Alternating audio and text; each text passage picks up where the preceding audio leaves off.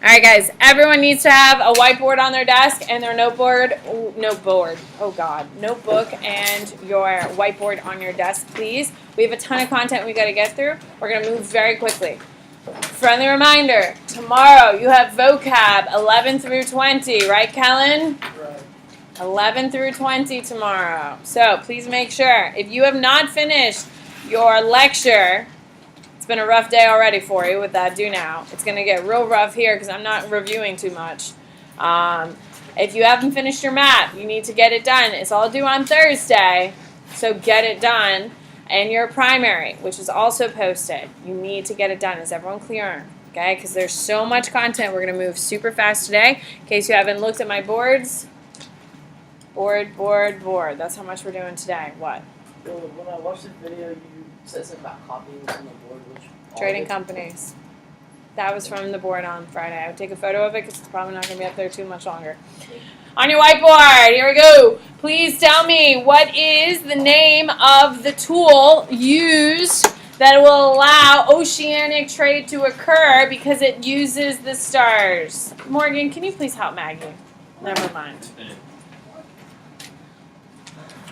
What do you got, Claire? There you go. What, Garrett? Oh, you said we have time to write it down. You don't have time to write it down. I would take a photo of it because I'm probably going to erase it. Why don't we on Friday? You said we came back. Oh, did you guys not get there? Yeah.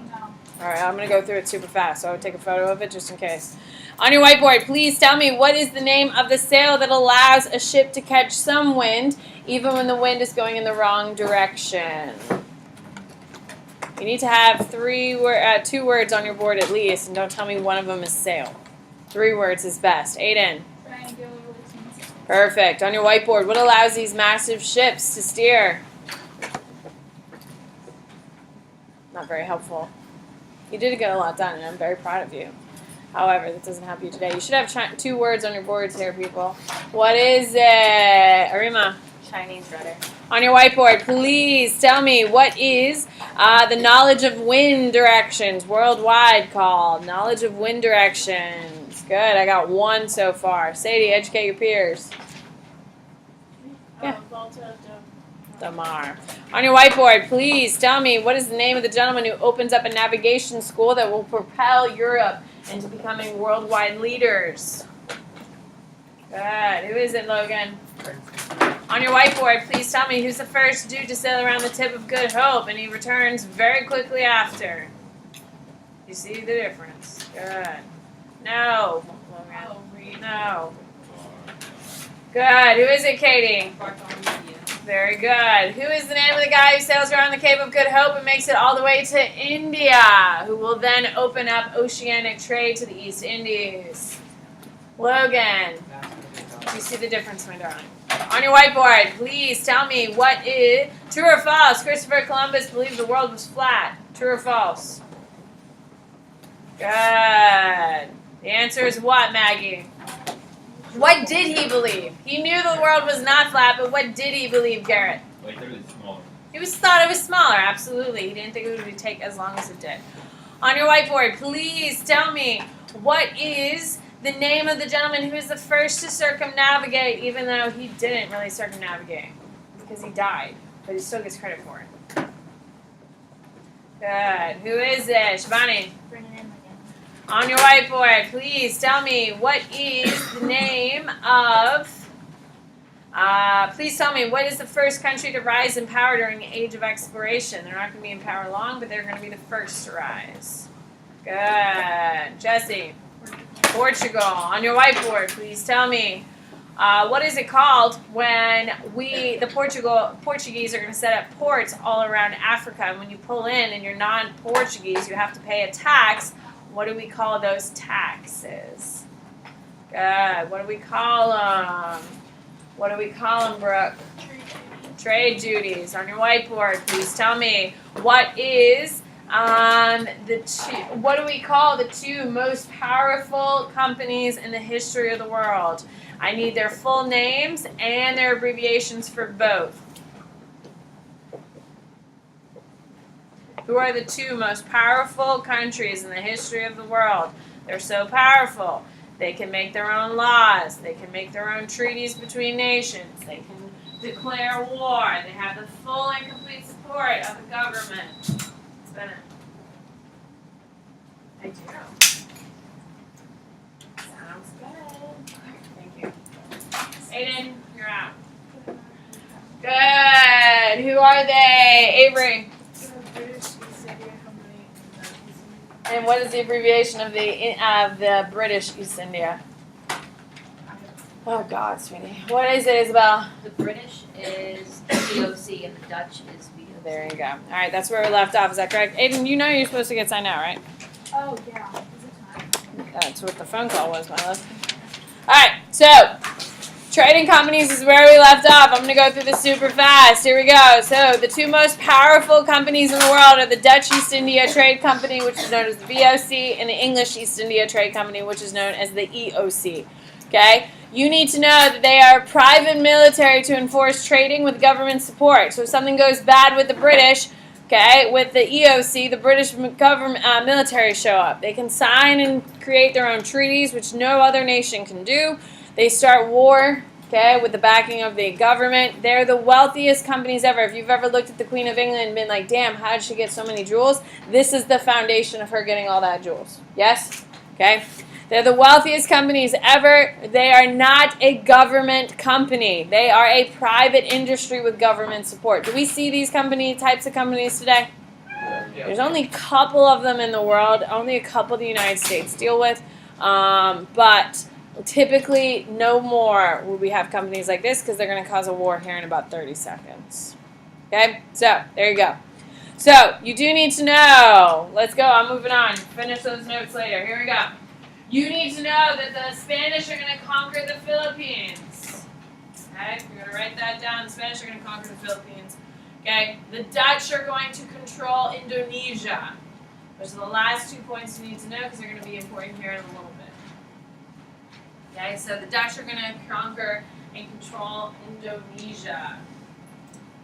Alright, this is the big thing. Let's go to war. Yes! We're only going to kill about 15 million people at this one. We're going to kill 100 million people in a few minutes, though, so don't you worry. Okay, here we go. 7 Years War. You're going to take your notes from right over here. Your heading is 7 Years War. It's on my board. If it's on my board, it's important enough for you to write down. So, 7 Years War. It is the Dutch versus the English, but really, it's the VOC versus the EOC, which means it's what type of war? It's a trade war. Now, it's not like the trade war that we're currently in the middle of with China. It's an actual war where they're fighting over trade rights. Okay? Right now we're in a trade war with China. Are we declaring war with China? No. We're rising tariffs between each other, so keep that in mind. Now, you do need to know that the Dutch are going to have a buddy called the French. Why do you think the French are going to come to the Dutch support? They hate the British. The French are going to jump into wars just to kill British people because that's how much they hate the British. You have to appreciate that. The only reason why the French come to the American aid during the American Revolution is to kill British people because they hate each other so much. You're going to appreciate that. You know what I mean? Anyway, you need to know that the English have their colonies. And who is a colony at this point? The Americans. So keep that in mind. It is a war for commercial power. There are 3 theaters. What do we mean by theaters? You can raise your hand and tell me what do we mean by theaters, Payne? Like places where the battles took place. Kind of. They're regions where the battles took place. Like if it's happening in, there's 3 theaters in this war. We have the European theater, which means it's fought on the European continent, correct? We have it in the Indian Ocean Basin, which means we're fighting between ships in the water. And then, of course, we have it in the Americas as well. In the Americas, we call it the French and Indian War. Now, what good American in this room can tell me why the French and Indian War is important to us Americans, Garrett? They brought the British into Okay, and how does that affect us Americans? we rebelled. So, Kind of. You're close. You're not wrong, but you're not right. Katie? This war kind of made British really not a lot of money, and so they taxed us a lot. Yeah. And so then we got mad. Yeah. Like, frick you. And we made our own country. I wasn't expecting that, but yes. Okay, it's the French and Indian War that pisses off America. You know, no taxation without representation. It's because the British jacked up the prices of taxes post-war, and the Americans got all uppity about it. So we declared war. So is this a big deal for us? Yes, 7 years war is a big deal. You need to know that the British are going to win. Canada and India, oh my God. Canada and India are going to be given to the British because of it. The crown jewel is going to be known as India because of its value. India in period 4, is it important? Yeah. Yes, it's super valuable. In period 5, it's even more important. It is going to be the creme de la creme. It's going to be the wealthiest place in the world for the British. So keep that in mind. That's our 7 years war. I hope you appreciate it. Only about 10 million people died. Still not that bad. And all those places, all the disease and all the stuff, it's not too bad. We're going to kill about 230 million people today. So we got to get to it. All right, here we go. Columbian Exchange is your next title, and you're going to write it. It is right here, friends. It is right here. So your heading is the Columbian Exchange. You're going to have 2 categories. Just listen for a sec. You have Old World and New World. That's how we discuss it. When we talk about Old World, we talk about Afro-Eurasia.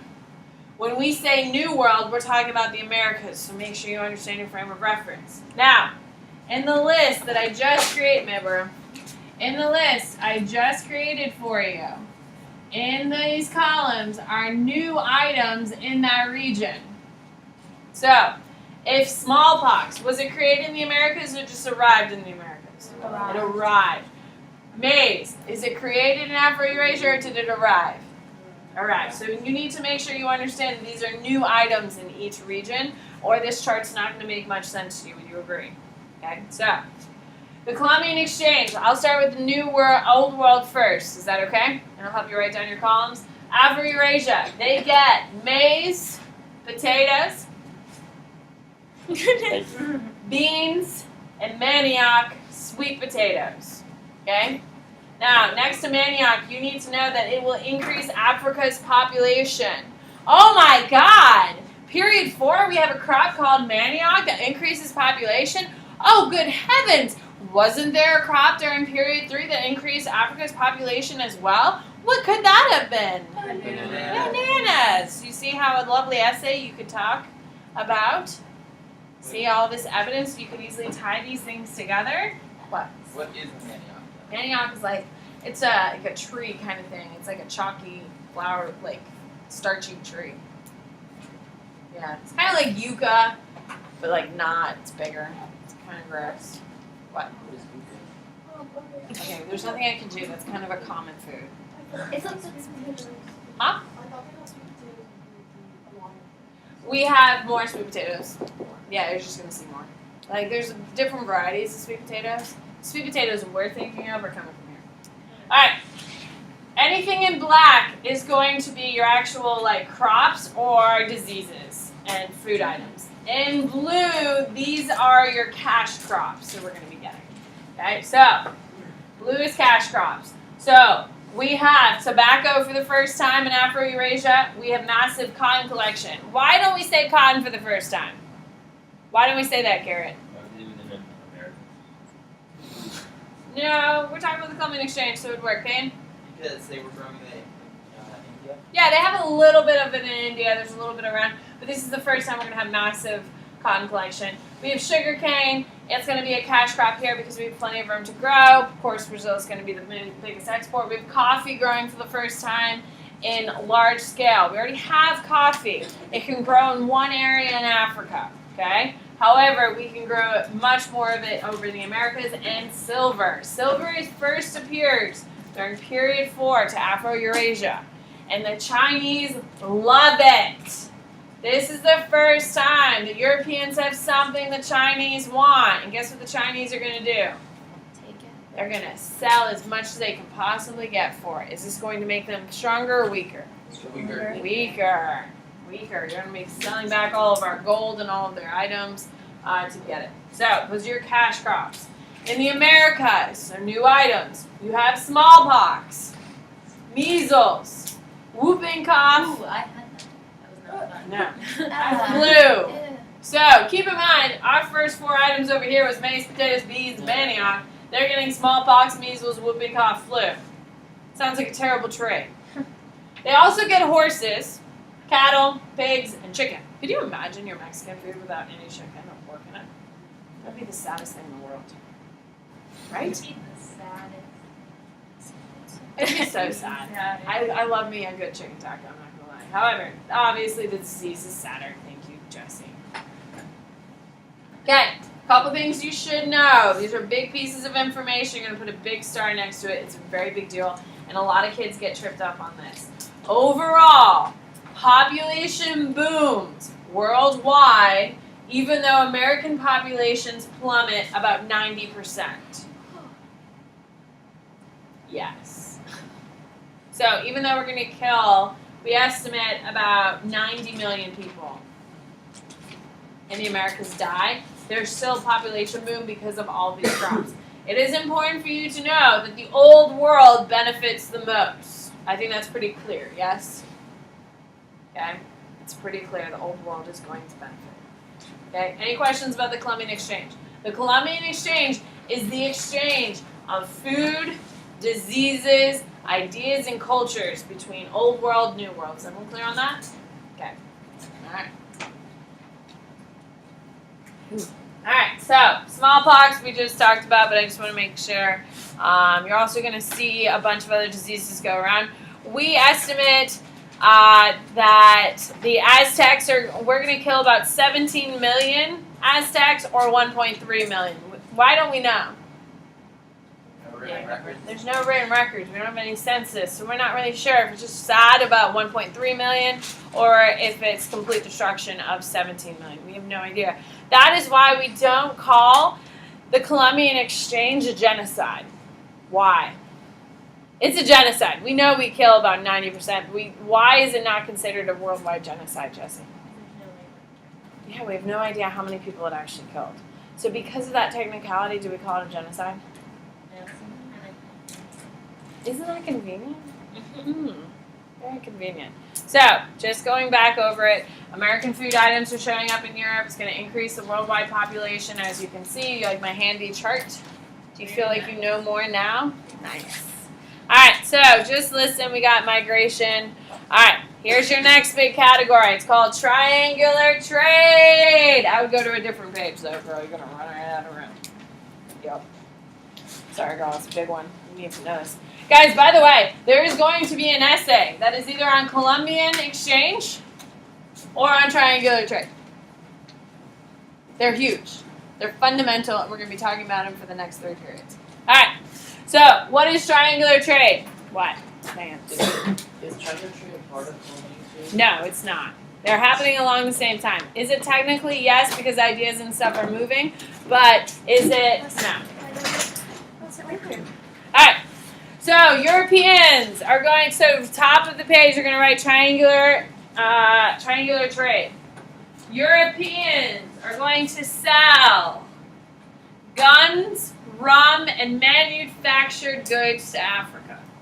What a hell of a party! Can we agree? Just get a bunch of guns, get a bunch of rum, Manufactured goods. yeah, some blankets, some buttons. It's gonna get wild. All right, so.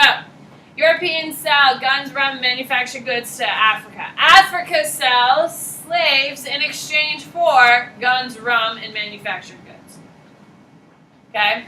So what are the Africans going to sell to the Americas? Slaves. That's how we get slaves. Okay? So the Americas are going to purchase slaves by selling sugarcane / molasses, tobacco, cotton, and other raw materials. Okay? Other raw materials. Okay? Now, it is important for you to note that between Africa and the Americas, we call this the Middle Passage. Okay? And that is the movement of slaves from the coast of Africa to the Americas, and that is going to kill an estimated 100 million people. Now, are there a couple white people thrown in there? Yeah. Yeah. There's a bunch of ships that go down. They carry all of the slaves and the white people on the ship. But do we really care about the white people? No, they're terrible human beings. Who is a slaver, for God's sake? But it's mostly Africans. It's about 100 million people are going to die in that passage. That's pretty freaking significant. What do you got, Avery? Okay, so it's culturally neutral, but it's just European Americans trading. Okay, it's not. It's actually Dutch people carrying all this stuff out. So Dutch traders are going to show up to Europe, and they are going to purchase guns, rum, manufactured goods. Then they're going to show up to Africa and be like, "Hey, I've got guns, rum. Give me slaves." So they switch out all of their products for slaves. They fill their ship with slaves. Okay, but the Europeans and the Americans don't trade it. No, they do. When the ship gets to the Americas, they are going to sell. They're going to purchase the slaves, and they are going to give, hey, I've got sugar, give me some slaves for sugar. And then they sail, the ship sails from the Americas to Europe, and the Europeans buy what? Sugar, raw material. Raw material, sugar, molasses, okay? And then they show up. Guys, it's a circle. Were there Hold on, people. So the Dutch was like a buffer. Hold up. Let's try this again. Okay. So, a ship shows up to Europe. They purchase a bunch of guns, rum, and manufactured goods. Then they sell to Africa. They unload all the guns, rum, and manufactured goods, and they purchase slaves. So the whole ship is filled with Slaves. So they carry that ship filled with slaves to the Americas. Once they get to the Americas, they sell slaves and replace all of their decks with raw materials like sugar, molasses, and tobacco and cotton. Then they sail from the Americas to Europe, and what do they sell to Europeans? raw material? Raw material, sugarcane, molasses, tobacco. Guess what makes rum? Sugar cane. Actually, molasses. It's actually molasses. Now, keep in mind. I know. But I thought rum was made out of like Sugar. That's Like peanuts? She said potatoes. Yeah. No, that's vodka. Okay, so when you're in the Americas, you're getting all these raw materials. Now keep in mind, sugar cane, like when we think of sugar, you know, that grounded up white sugar that we have in our pantry, that's not very affordable to send places. It's very bulky, it's very heavy. If you melt it down into molasses, you add some water and you boil it and it reduces, you can have like 1 barrel of sugar cane can carry like 45 pounds of sugar. 1 barrel of molasses can carry like 110 pounds of sugar. Does that make sense? So what are they going to convert it to? Molasses, because it's much more affordable to send it that way. So that's why. If you've ever had molasses, is it sweet? It's disgusting. Don't ever take a spoonful of molasses. You know how you get the sugar cravings and you're like, oh man, I need something. Do not go for the molasses. You will regret it. It is disgusting. It's disgusting. However, if you, next time your parents are drinking a brown rum, you can say, oh, that rum is actually a traditional batch that uses molasses. If they have a clear rum, like Bacardi, they use white sugarcane, which is a modern recipe of rum. So you can impress your parents with your alcohol knowledge. I'm sure they'd really appreciate that. There.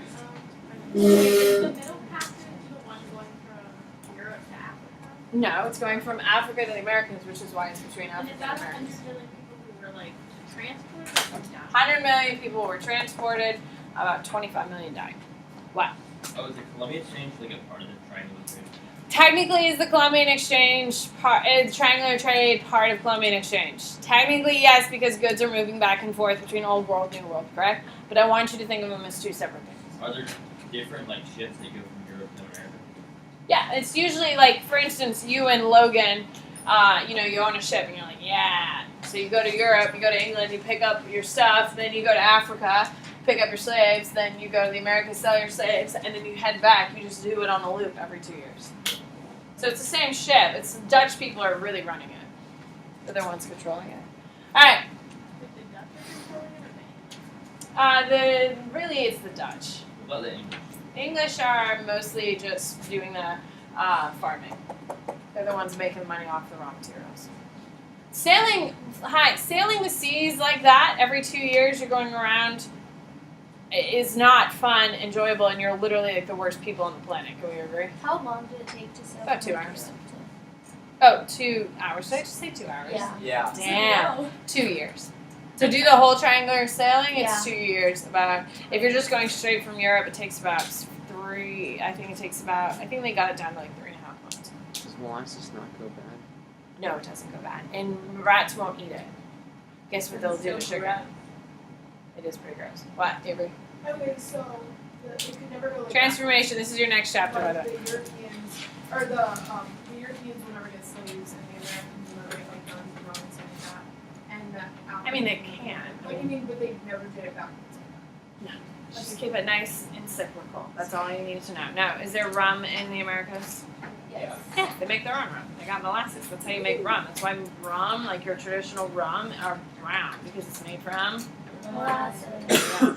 Wait, even now do they make like regular rum out of molasses? Anytime you go to the liquor store and you look in your parents' closet and you see a brown rum, it's made from molasses. If it's a clear rum, it's made from Sugar. there you go. And vodka is made from Potatoes. and they can only get potatoes from the Americas. So you're welcome, Russia. Well, they all know they get potatoes for the first time, but they come originally from the Americas. All right, here we go. Spanish, Caribbean. Are you ready to kill more people? Yeah. Here we go. So you need to know that the Spanish are going to wipe out the indigenous population of Tiano. Okay, these are the first people Columbus meets when he gets here. Okay, the Tiano people. They used to live in Haiti today. However, they don't live there anymore because they got extinct. How did they do it? Okay, so when the Spanish arrived, when the Spanish arrived, they are going to meet the Tiano people.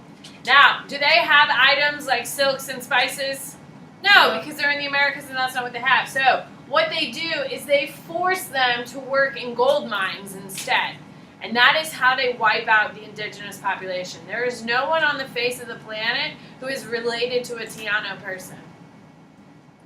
They completely destroy their entire culture and identity. We don't know much about them besides the fact that they became extinct. Okay? Now, when you force people to work for you, it's called the encomienda system. Okay? That is called when you use locals to force labor. So, are your Spanish, and I'd write this down, are your Spanish going to be enslaving people? Are they going to be importing slaves? No. No. Why? They use forced labels. They use the locals, so I'd make a note of that. Now, I just want you to know, you don't have to write this down, but I want you to know, ladies and gentlemen, that these Americans are fighting back. And they are trying to defend themselves, and they are trying to push the Spanish back. However, they fail. I don't want you to think for 2 seconds these people in the Americas are just sitting around being, oh man, the Spanish are here. Okay, I guess they win. They are fighting back like hell. However, the Spanish have two things, and you should write this down. The reason why they defeat the American indigenous population as quickly as they did is A, diseases, specifically smallpox. Diseases is going to help them, specifically smallpox, and the fact that they have guns. So most of their population is going to be killed off by disease, and the rest of them are going to be killed by guns. If you think for 2 seconds when the Spanish arrived, the Americans were like, oh my God, thank God, you're here. Oh man, we were happy before, but now we're thrilled. You are completely delusional. Do not leave my class thinking that. What? Oh, so like people that weren't sick of smallpox still like had it like on them or something?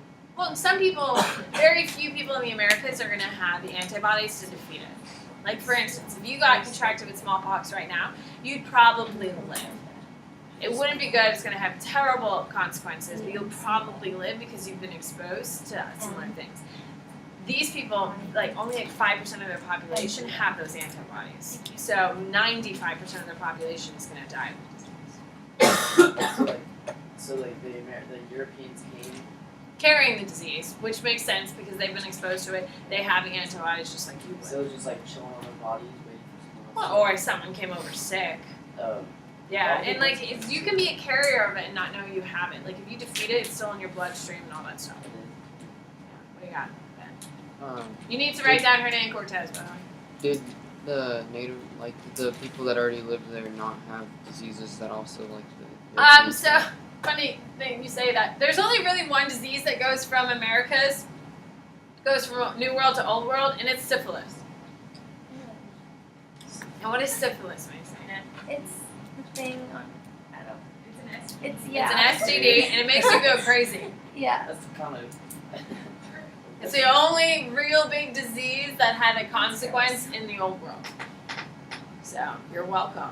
So it's from like How does that interbreeding with the Americans. It's not interbreeding. They're humans, man. It's not like they're mating with goats. Yeah, how is it? How is it carried if it's like? In, They're you having can't sex get it with the unless- natives. Yeah, so That's what I'm Oh, he saying. said interbreeding, like it's two different like species. They're having sex. Yeah, It's not interbreeding. Interbreeding is if I There's like different have sex with my species. brother. I didn't. Oh my God. Yeah. No. They're just having sex with each other. Guys, you have a bunch of men on boats who have been almost died at sea, and they come and they see a pretty lady walking by. I think they're gonna be like, "Oh my God, she's a native. We couldn't. Oh my." No. What do you got?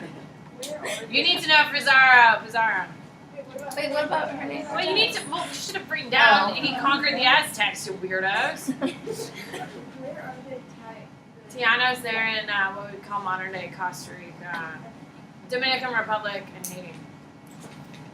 Alright, so you need to know Hernan Cortez. He's the one who brings down the Aztecs. Keep in mind, the Aztecs are known as incredible warriors, but he was able to defeat them with 450 men. Is it because the Spanish are just so freaking powerful? No! They brought diseases which killed out most of them, and then they had guns. That's why. Then you need to know Pizarro. He's the dude who brings down the Incans. Okay, now he is super shady. He calls a meeting with all the leaders of the Incans and locks them in a building and then burns down the building. So it's like the Red wedding. It's like Braveheart. Isn't it like the apathy Yeah, for The sure. red wedding. Just like it. What do you got? I was reading the book, and it was saying Oh wait, it was like they captured his leader, the Incan leader, and they were like yeah, they held him hostage and killed him anyway, even though the Oh, for sure. Guys, hi. Does it sound like the Spanish are good quality people? No. Absolutely not. No, they're here to make a profit, and anyone standing in their way is causing a problem, so they're going to destroy them. All right, so you need to know that Spain calls the New World, they call Mexico New Spain. You do need to know that, and that is the head of their American colonies, is New Spain or Mexico. Where do they settle? They settle in Mexico? Mexico is like their major capital, and specifically Mexico City, where T-City was. Alright, so you do need to write this down. I would essentially write this whole thing down. You need to know that viceroys are the ones ruling every colony. What is the British equivalent to a viceroy, Maggie? You write the whole slide down? No, you just need this part. Oh, okay. What is so who is in charge of British colonies? What do we call them, Avery? We still call them today. Florida is trying to decide who won theirs. Governor, yes. So the Spanish equivalent of a governor is a viceroy. Okay, maybe you'd write that down if that helps. Okay, a viceroy is the local ruler of that territory. Now, they are going to also create audiencias or court systems to keep power on the viceroys. Because if you're the king of Spain, do you want to have a new Spanish colonial king? No! You want to make sure that they're listening to the power of the crown, and so you create audiencias or court systems to make sure that the king in Spain is still the most powerful man in the Spanish colonies. So that's why they create them, okay? So, you do need to know that the Treaty of Tordesillas, you're going to write that down. I don't care if you know it's in 1494. Now, if it is in 1494, is that early on or later on? In 1492, Columbus sailed the ocean blue. Is it early or late in the Age of Exploration? Late. It's early, people. It's early. It's early. Okay, so in 1494, the Treaty of Tordesillas is signed between Brazil and Portugal. Who do you think is the two most powerful countries at this time? Portugal is the most powerful. Brazil is rising. Okay, so take a look over here. Hello. Hello. Over here. Tell them waiting on you. Okay. The Treaty of Tordesillas draws a line across the world to here. Okay? Everything to the left of it goes to Spain. Everything to the right of it belongs to Portugal. Why does Portugal get all of this? Think Raise your hand. Tell me logically, Vince. It's already like civilized. So No. Why does Portugal get all this? it's already has people there. And it's already been like Maggie. work. Yeah, they claimed all the ports. Okay, so instead of having two Catholic countries killing each other over trade, they divide the world in half. So Portugal, and you're gonna write this down, gets Africa and the East Indies because they already had claims there. Okay? So is Spain allowed to go there? No. No. Spain is allowed to only conquer the New World. Why? There's no ports there. There's no ports there in Spain. Portugal has no claim there. But look at the line. Portugal has one claim to the New World. And what is it?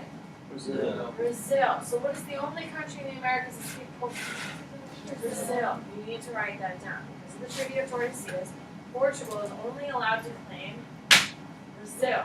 They're not allowed to claim anything else in the Americas. They're allowed to retain all of their African and East Indian colonies. Now, put a big star. Long term, who wins? Spain. Long term, Spain wins. Why does Spain win long term? Vance. Because they give access to the Americas. Yes, but like why? Because There's more crap there, right? They got gold, they got silver, they have everything there. They have cash crops there. So long term, Spain is the winner. Portugal, of course, as we know, declines because they're only important for a little bit. Basic question. Spain gets Brazil? Or Portugal? Okay. Portugal is the only allowed to conquer Brazil. Well, they have access to everything. The Treaty of Tordesillas is just between Brazil. No, it's just between Portugal and Spain. Well, they can claim anything they want, but keep in mind they're fighting with the French, so fighting with Yes. It's just keeping these two Catholic countries from killing each other. Guys, we have a lot more content to go. Are we 10 minutes? I hope so. I sure as hell am trying. Goodbye.